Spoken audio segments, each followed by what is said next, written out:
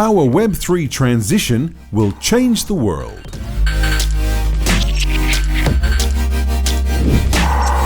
With Adam Waldenberg, the Unigrid Foundation.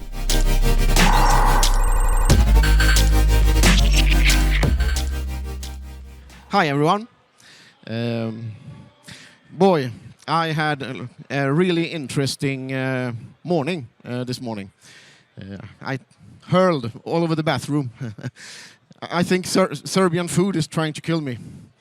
But it's really good though, I have to say. And I'm already feeling better. So everything is on the mend. My name is Adam Waldenberg, and I'm the CTO of Unigrid. And we're making a decentralized cloud service that is aimed to compete with the bigger providers in the world. So I want to talk to you today about this transition that we're currently in, and it's not just specific to Unigrid, but to Web3 overall, because I think some really big changes are coming, and it's going to take some companies by surprise, I hope. So yeah, let's go. Right, so before we kind of start talking about the transition and what it actually is going to result in, we need to cover some background on cloud computing. So traditional cloud computing, I mean, many companies use it because it's it has a, you know, it's easy to get into and it's really cheap. The upfront costs are really low. But it works well, but it doesn't work for some workloads. Say, for example, that your server is... you need something that's a little bit more responsive. Then cloud computing doesn't really work that well. And in those instances, you kind of need an alternative. And that's edge computing. And edge computing is... it offers you higher speeds, lower latency. So latency is when you kind of contact the server and it takes a long time before you get a response. So edge computing kind of solves that a little bit. But obviously, it kind of requires companies to kind of set up this kind of setup where you kind of have all your stuff on the cloud, and then you kind of do like edges. And sometimes it's not just these two levels, sometimes it's several to kind of be able to provide a good service. And yeah, it's obviously it becomes expensive after a while. And these new networks, Unigrid among them, are kind of solving this issue in a way. So if we kind of talk about Web3 and Internet 2.0, that we like to call it. So for example, Unigrid as a network is very low level, meaning that it kind of targets general cloud infrastructure rather than trying to solve a specific problem. It kind of is a general network for everything. Kind of like a cloud provider. So these network, because they kind of... they auto-balance, so the data is spread out into little pieces, and it gets moved around depending on how it's accessed by the network. So you kind of get it's a hybrid of a kind. So it's a cloud, but it's also a edge network because it constantly rebalances and allows better responsiveness.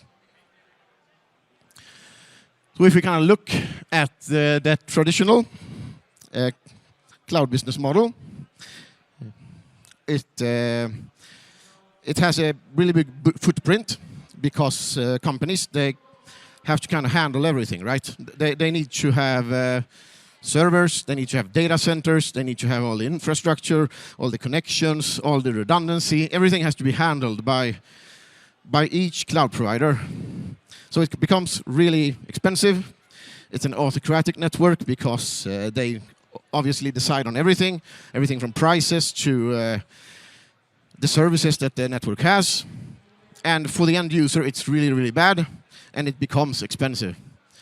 So, and that's kind of where Web3 is going to completely change things.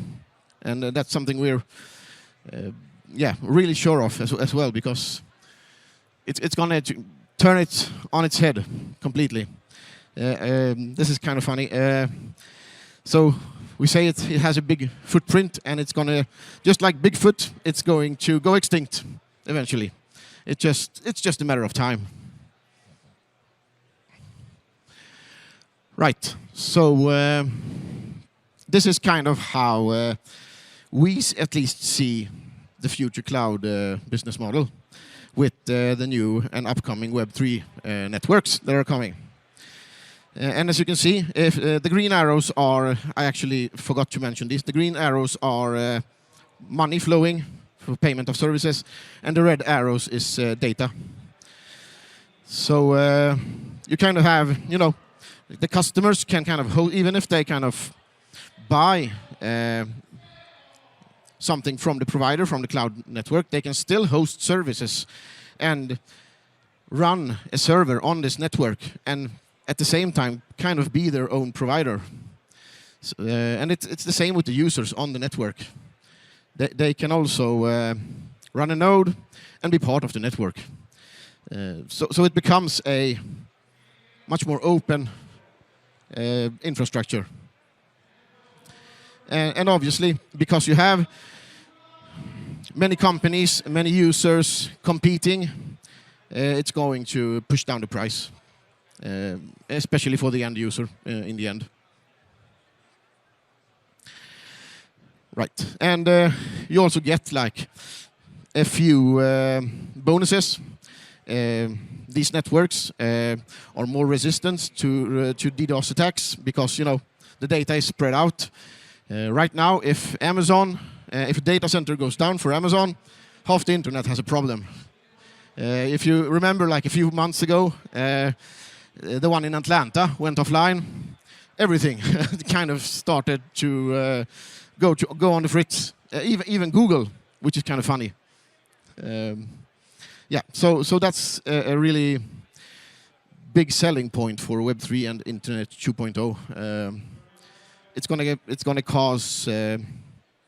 going to give us services that are a lot more resistant to outages. And of course, companies and even smaller cloud providers can kind of join the network and compete on equal terms, instead of the big ones just taking everything, which is the situation we have today. Yeah, so what will it result in? Breaking the cloud monopoly, because today it really is a monopoly. The big providers have roughly 70% of the market share today, and most of the traffic, roughly 70%, goes through these providers, and it's not good. Obviously, that kind of allows them to dictate prices. They don't really care if things aren't as stable as they can be, because you don't really have any alternatives, right? You kind of have to use them. But with Web3 and Internet 2, we're going to get a lot better uptime and better resource use, because we're going to get servers that actually get used. Right now, companies maybe have like a server room, but they can't really use it. They have to resort to a big cloud provider, and it kind of, it just sits there. With this, they can kind of join the cloud service, commit their computers, and be part of the network. So this is a little video of how I see the future, or how we see the future in a couple of years. And this is what we're hoping is going to happen. And enjoy.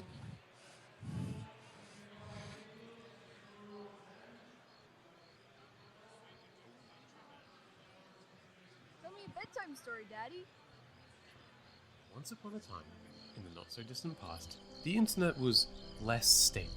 Is it true the websites on the internet could go down back before I was born, Daddy? We need more sound. Oh, it's true. Back in those times, the internet was controlled by big corporations. They had a big monopoly, like Hold on, let's do this then. Let's see if this works better.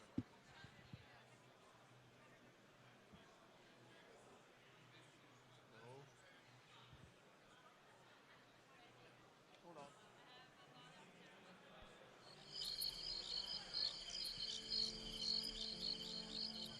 There we go.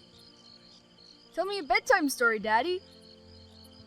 Once upon a time, in the not-so-distant past, the internet was less stable.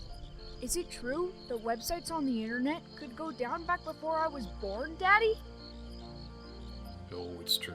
Back in those times, the internet was controlled by big corporations. They had a big monopoly, like vultures. They consumed and held your data hostage. They didn't care about outages because they knew there was nothing better. That's terrible. Yeah, it was. People accepted it because they didn't know that something better could exist.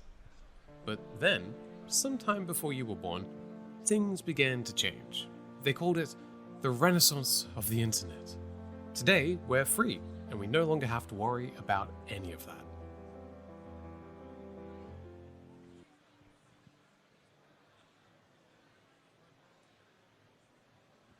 Thank you. I hope that was somewhat enjoyable and I didn't bore you too much.